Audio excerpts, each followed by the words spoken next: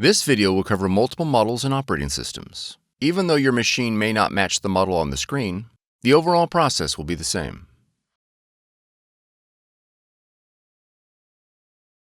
Locate the power switch and turn off the machine. Now unplug the machine from the power outlet.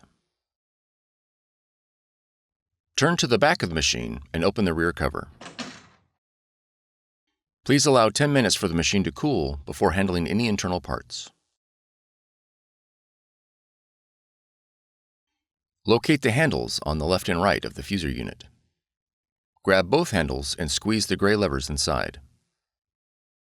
Note: do not squeeze or push down on the green levers on the top of each handle.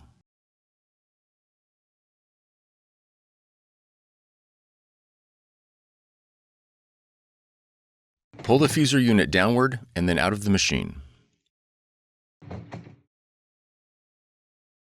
Remove the new fuser unit from the packaging. Grab the new fuser unit by the handles and gently slide it into the machine. Now close the rear cover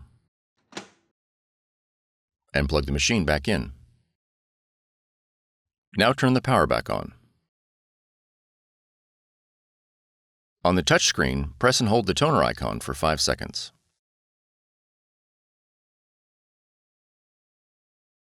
On the reset menu, select the fuser option. Then press Yes.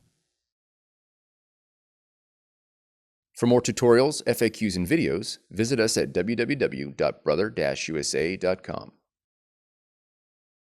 If you found this video helpful, be sure to subscribe. Thank you for choosing Brother.